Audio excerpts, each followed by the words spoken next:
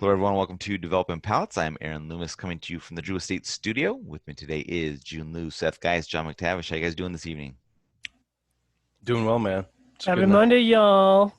So today we are talking about the Perdomo 10th Anniversary Maduro Robusto. Cigar is more of a Robusto Extra 5-inch by 54 ring gauge.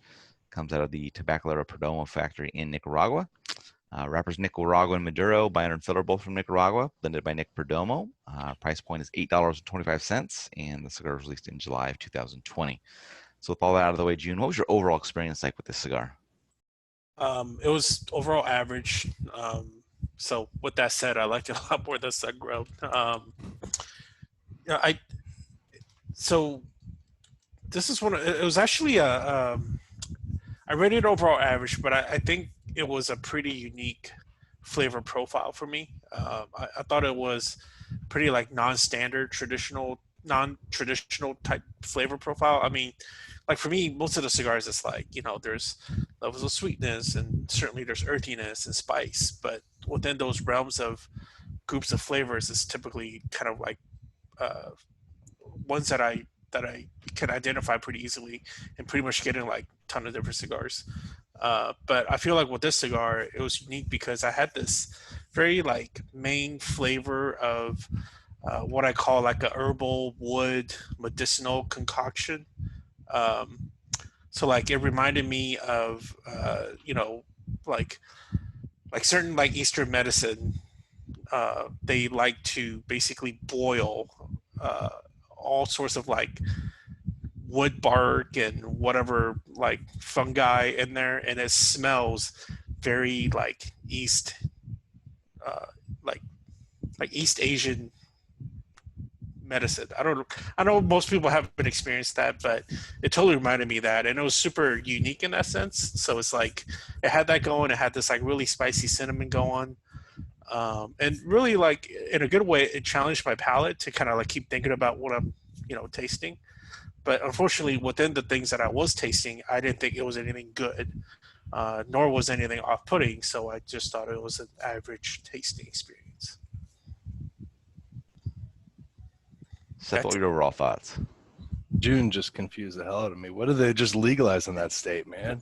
I mean, where were you going with all this? You don't understand. You don't I understand. don't get it, man.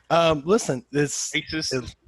it Powder looks rhino horn, man. It's all about that it's powder rhino racism, horn. man. Racist. Racist. Listen, it had that classic Perdomo Maduro appearance and aroma. First, third, and kind of throughout, it was just pepper, spice, dry cocoa, earth. Um, yeah, it remained pretty consistent from the beginning to end, and just delivering that what I consider like a classic Perdomo Maduro flavor, with some nice construction too. All right, John, what were your overall thoughts? Yeah, so I mean, I think June's right. The natural comparison, I think, is going to be with this and the sun grown. And if I'm not mistaken, both this and the sun grown are bourbon barrel aged. Curiously, I didn't get any of the bourbon aromas off the cigar or off the flavor profile, which kind of surprised me because I found it was pretty prominent on the sun grown. I did get a lot of creamy wood, hay, mild baking spices, a little bit of molasses, but kind of muted, I would say. And for me, that was kind of the first and second third. They're very similar. It was very pleasant. And then the last third was kind of toasted baking spices, some mild earth, and then that earth kind of built up and kind of became the dominant profile for the last third. So it wasn't bad. It just didn't offer enough complexity to keep me interested. I did have some challenges to burn though. Curiously, so this was stored in the same place as the sun grown. Sun grown burned like a champ. This thing did not burn like a champ. Required a touch up, and thing went out right as I was puffing on it in the second third. So that's pretty odd, given like I said that the other cigar burned like a champ. Draw was very good. Just had some slight resistance to it. So overall, not bad. Aaron, what was your overall experience like? Walk us through it. Yeah, for me, this cigar had a pretty average start to it. Really focused around wood, earth, black pepper. The first third kind of dropped. The final third kind of dropped down a little bit as the char picked up, and it was really a dominant player there. Construction was pretty good for me, better than I had on the sun grown. But I would like to have like seen some sweetness, join in to kind of break up the dryness that I was getting from, kind of from the second, third on. But if you're like a wood and earth driven profile, maybe you'll find something here that you'll like. But for me, it was too linear, too dry of a profile for something I'd really enjoy. So I probably don't see myself coming back to this one. Let's get into the scores. Start at the top with John at 6.37. Jiunn was next at 6.10. And Seth and I both gave it a 5.15. So, John, how'd that 6.37 match up for you? Seems to be the theme of tonight. That matches up very well. It was a above average flavor experience. I think it would have scored in the mid sixes if the burn performance had matched up to the flavor performance. All right, Jiunn, 6.10. Yeah, I mean,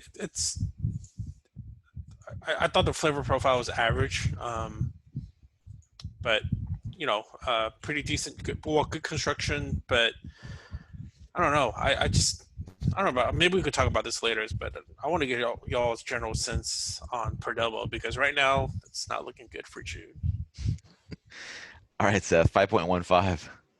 I always knew that Perdomo blended for Canadians, and John's just proven that. So, I mean, listen, it's smoked, in my opinion, kind of like a classic Perdomo Maduro, which is just not that great. It's just below average, I feel like. And it just is appealing with the fancy packaging and the good price point. But I just thought it was a one-dimensional blend. When you said dry, one-dimensional, and linear, it's drilinear. I mean, it's just Drilinear, yeah. It's drilinear, man. It's just, yeah. I'm not disappointed. I'm just kind of like, yeah, here we are. So. Yeah, I have the same feeling as you. I mean, it was a slightly below average flavor profile, had pretty good construction, but it just wasn't like I'm glad that we chose this Vitola and I didn't have to smoke another, Toro size or whatever. This just would have been a longer experience of that same profile. So yeah. Or a 7x54 torpedo or a 6x54 torpedo. It's just come on, man. No, thank you. All right, Jiunn, you want to get into what you were talking about? Yeah, I mean, I don't smoke a lot of Perdomos, and I'm not sure if you guys do, but is what we kind of experienced within Maduro and that sun-grown we just went through, like, is that typical Perdomo flavor profile? My opinion? Yeah. I don't smoke a lot of Perdomos myself, so I can't speak to that. Yeah, listen, when it comes to, I'm sorry, go ahead, Aaron. You go ahead. I was gonna say I do think that is the case. I mean, there's a couple that I think that are a little bit more standouts. Like you can get really to the higher end, like if you smoked some of the Edition de Silvios, but like maybe the champagne is something that's a good Connecticut shade. But otherwise, I think there's a lot of kind of a mixture in there. So like you could kind of stick with some of the lot 23s or something like that. And I remember that from back in the day, like Seabed and that kind of thing. Yeah. Yeah. No, I was thinking like, maybe if they like advertise with us, I feel differently about it, Okay. I guess if that's your I'm kidding. Totally kidding. I know. All right, Seth. Do you remember when Coop was talking about how these people who like, remember when he was on when we were doing that little podcast and he had the huge Perdomo banner behind him? Yeah. He's talking about these people that are just pushed by like their sponsors and so forth. And he's giving this huge lection. So that's great. I mean, listen, I think if you buy, I think the champagnes are solid Connecticut's for the price.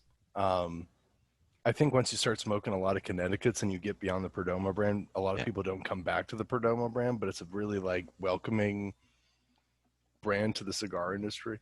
It's like, yeah, I smoke Perdomos. And then once you start smoking for a long time, you're like, man, I don't smoke Perdomos anymore. So, yeah, kind of feel like, well, AJ for me. But then again, no, that's not true because a ton of people love AJ still. And they look forward to every single AJ release. Yeah. Perdomo's got a follower, man. They got a huge following. He's got an army. Yeah. Does? Yeah. Yes. Yeah. Nick's the general, and 100%. he got some colonels. And interesting. Yep. I had no idea. Yep. All right. All right. If you just he does have great packaging. Yes, absolutely. Don't the bands look great? I think the bands always look great. I think Yeah. that's I, what Well, if I you mean, slap some the gold old on it, yeah, sure. the old Lot 23s were not that great. That's No, true. They were no. shitty bands. Yeah. Well, they were made at Lot 23, but Yeah. I mean, it's just one of you look at it, you're like, gosh, the sun, it's like the leaves, so cool. Yep. And then you smoke it. All right, if you just catch this video on YouTube, be sure to subscribe to us. Also, check out the full written review on the website, developmentpalace.com. Catch us on the social media channels, and you can catch all our review recaps on podcasts, so iTunes, Google Play, and Podbean. Thank you for tuning in. We'll catch you on the next one.